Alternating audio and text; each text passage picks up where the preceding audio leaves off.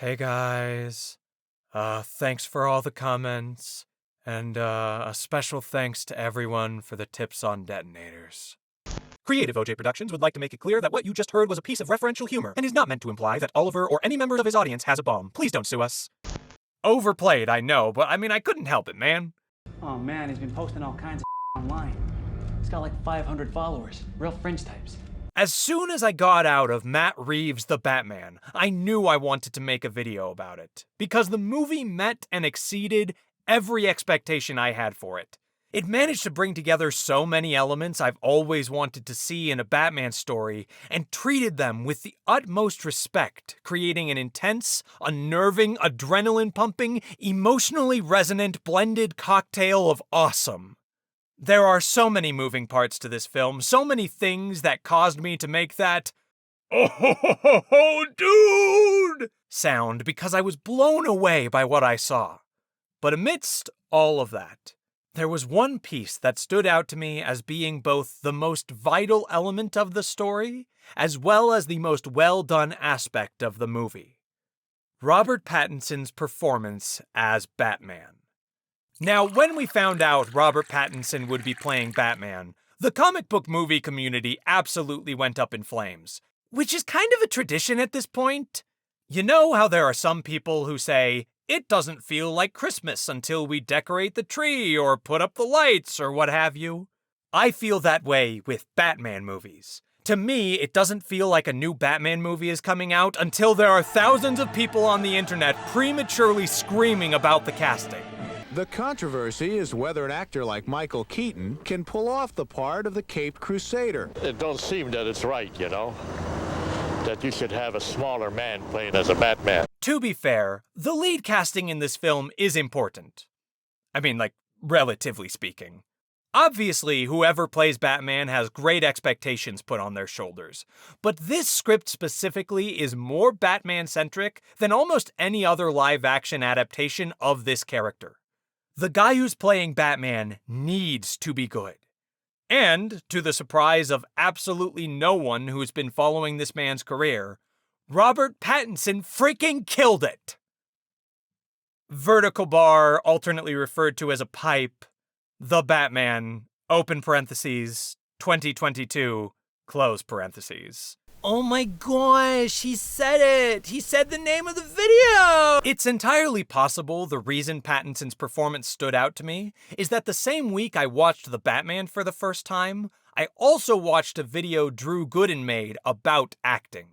He discusses a lot of the non-verbal cues an actor can use to enhance their performance, like good reaction shots and distinct physicality, and that field is where this performance shines. Matt Reeves makes use of a lot of silence in this film, and that's partially because Batman's reactions are incredible.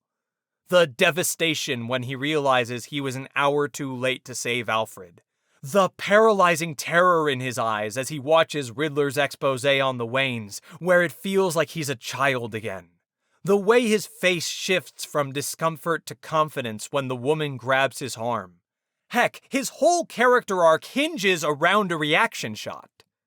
But my absolute favorite reaction that he gives, the reason why I delayed this video until I had clips to show you because I can't possibly describe it in words, is the scene when he finds out that Riddler knows he's Bruce Wayne.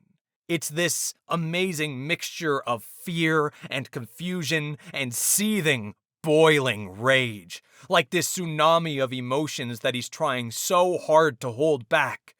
Being on the edge of rage but trying desperately not to show it is such a complicated feeling to convey with any nuance, but he pulls it off perfectly.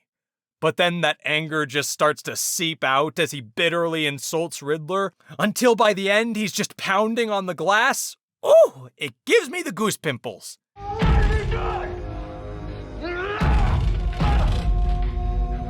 His physicality is also very distinctive.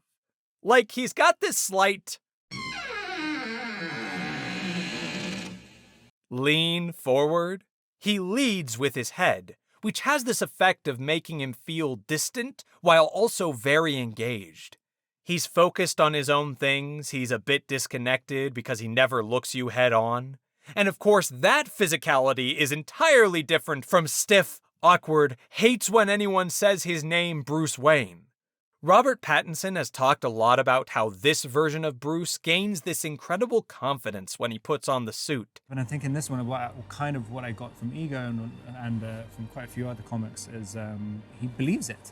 When he believes it, he puts on the suit, he disappears. And you can see that in the way he plays it. When he's Batman, he's got the look and the stance and the walk! Holy crap, the walk is incredible and the movie knows it. They feature it in some of the most iconic images from the film. My personal favorite is the upside-down fire shot. The walk is labored with these heavy footsteps, but it is incredibly menacing.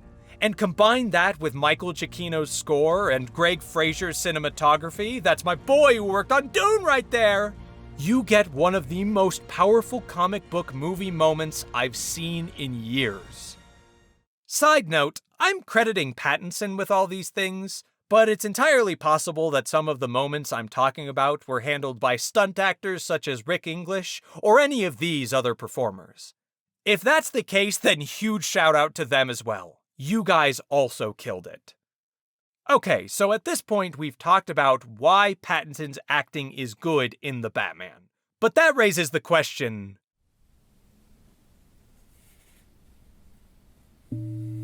what even is acting? Stay with me on this. What is the point? Why do we want acting to be good? There are a lot of answers to that question, and I don't think that any of them are wrong. But to me personally, the most important role acting has in a film is to give us an understanding of the character. In a book, you can learn about the character by literally reading their thoughts, but a visual medium doesn't have that kind of luxury. So the actors need to convey what they're feeling, what their thoughts are on the situation, why they're doing what they're doing. The script obviously contributes to that, but if you've got a good actor, the way they move and talk can imply so much more than you could ever write down. So, with that in mind, what do we learn about Bruce Wayne from Robert Pattinson's performance? 1. He doesn't like being recognized. The movie never states this outright, but it's so obvious from the way he reacts to people when he's in public that I've already made a joke about it.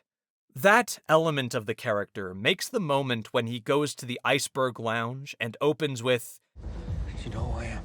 so much more devastating.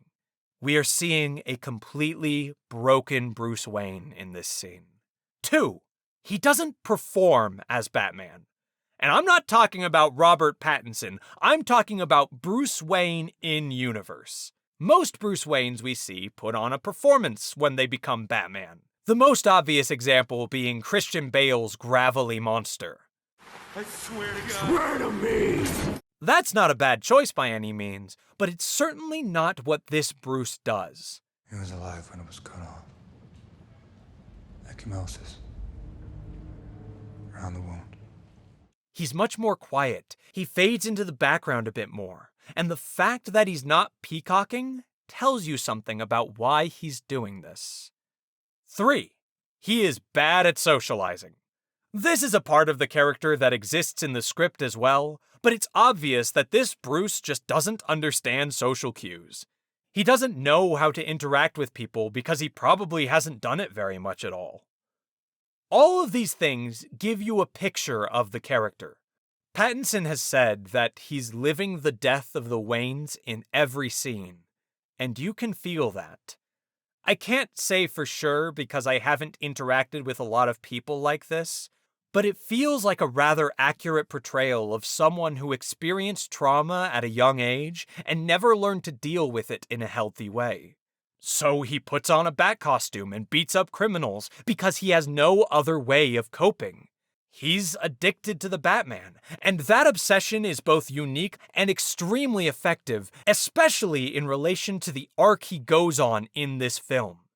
And practically everything I just talked about is not something that is written in the script, it is not something that is told to you through the dialogue, it is something that I extrapolated from viewing the performance. And look, I get if this is not what you wanted from Batman. I've seen a lot of people joking about emo Bruce Wayne, and that's extremely accurate, but it's not a flaw of the movie, it's the way he plays it. He's emotionally repressed. But regardless of whether or not you like this take on the character, the one thing that Pattinson could not afford to do was copy the performance of another Batman actor. And he doesn't do that at all. Robert Pattinson about to take on Batman. Do you have any advice for him with taking on this iconic role? Good for him, just make it his own, don't listen to the naysayers at all. Think about it, everybody protested when Heath was cast as the Joker. Look what an absolutely brilliant performance he gave. Don't listen to those guys, do his own thing. He's a fascinating actor, he's a great choice. Everything I've mentioned gives this Batman a completely unique energy and style from anyone that came before him. He's not Affleck, he's not Bale, he's not Conroy, he's Robert Pattinson.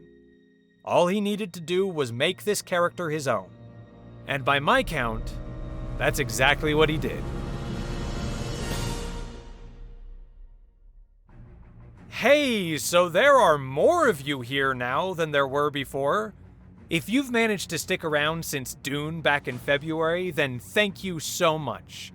If you are brand new and just discovered this channel recently, thank you as well. Come on in. I post bi-annually, apparently. No, hopefully content should be picking up a little bit more. Let's aim for 2-3 videos a month. I'd like to think that's reasonable. But most importantly, thank you for watching this. It means a lot to me. And I'll see you all later, my friends.